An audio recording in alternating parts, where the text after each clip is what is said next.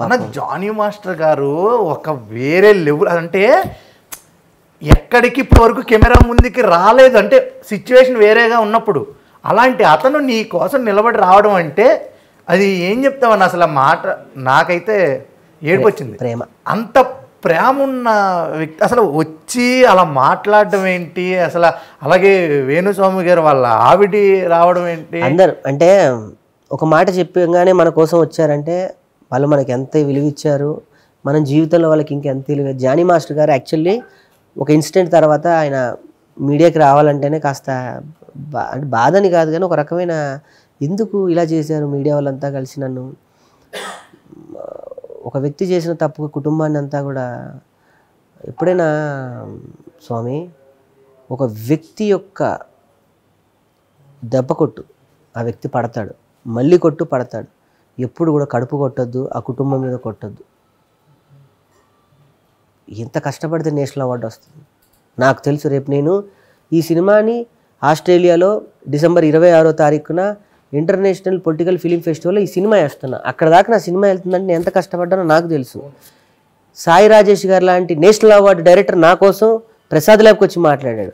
National artist Anasuya నా కోసం వచ్చి మాట్లాడింది. నేషనల్ అవార్డు అంటే ఈజీ నాట్ ఏ జోక్ కా స్వామి, ఎంత కష్టం ఉంటుందో నాకు తెలుసు. అలాంటి కష్టాన్ని కొట్టారు. చెట్టు కొడితే చెట్టు ఎదగడానికి కొన్ని సంవత్సరాలు పడుతుంది. ఈజీగా యాక్సో బ్లేడ్తో కోసి పడేస్తే ఒక్క నిమిషంలో అయిపోద్ది. అలా అలా జరిగింది. హీరో గారి అల్లు అర్జున్ గారికి నేషనల్ అవార్డు రాగానే మనం దేశవ్యాప్తంగా గర్వించాం.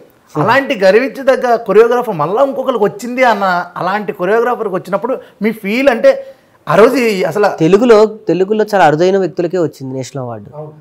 మనకి రాదా తెలుగు వాళ్ళని నేషనల్ అవార్డు తమిళ్. నాకు తెలిసి నాకు ఇద్దరు ఉన్నారు. శివశంకర్ మాస్టర్ గారికి నేషనల్ అవార్డు ఉంది, ధీర ధీర పాటకు వచ్చింది. తర్వాత ఉన్నాయి ఇంకో 3-4 సినిమాలు. కానీ ఒక తెలుగువాడై ఉండి ఒక చిన్న సర్వసాధారణమైన ఒక కుటుంబంలో పుట్టి ఒక డాన్సర్గా, డాన్స్ మాస్టర్లు అంటే అప్పట్లో తమిళ మాస్టర్లు అందరు తెలుగులో తమిళే, ఒక తెలుగు వ్యక్తి కూడా భారతదేశాన్ని ఊపగలని జానీ మాస్టర్ నిరూపించాడు.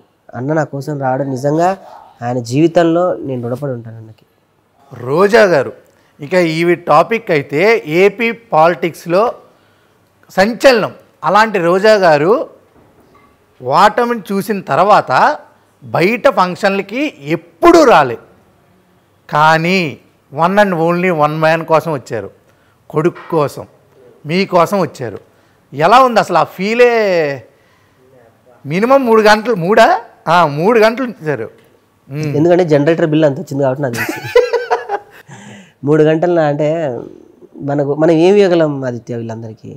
మళ్ళీ తిరిగి వాళ్ళకి ఏమి ఇవ్వలేము. వాళ్ళు చూడండి డబ్బు కాదు, వాళ్ళు చూడని స్థాయి కాదు, వాళ్ళు చూడని దర్పాలు కాదు, వాళ్ళు చూడని నగలు కాదు, వాళ్ళు చూడని పెద్ద హీరోయిన్. ఎన్నో 150 సినిమాలు చిరంజీవి గారి పక్కన వేసిన అలాంటి హీరోయిన్ నా కోసం వచ్చి అలా కూర్చుంది అంటే నాకు తెలిసి ఆవిడ హీరోయిన్గా చేసినప్పుడు కూడా అంతసేపు ఉండరు లేదు కదా. ఆవిడే అన్నారు, నాకు అన్నం పెట్టింది కూడా ఆవిడే. లాస్ట్కి ఎవరు లేరు.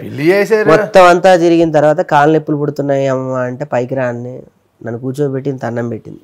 అంత గొప్ప వ్యక్తి ఆవిడ. అంతే సూపర్. అసలు అంటే మీకు ఇండస్ట్రీలో ఉన్న ఆర్టిస్టులు వాళ్ళతో ఉన్న రిలేషన్ ఎలా ఉంది అని తెలియజేయడానికి ఒక స్టేజ్ మీద అంత ఒక్కొక్కరిని పిలాల్సింది ఒక 20-30 మందిని ఒకేసారి పైకి ఇన్వైట్ చేసే స్థాయికి మీరు వచ్చారంటే మీ మీద ఉన్న టైంకి నేను ఒక్కొక్కరిని పిలిస్తే తెల్లారద్ది మీరు కాదు ఏదో మీ ఫ్యాన్స్ మీట్ వచ్చినట్టు అందరూ వచ్చే సెలబ్రిటీలు అందరూ అలాంటి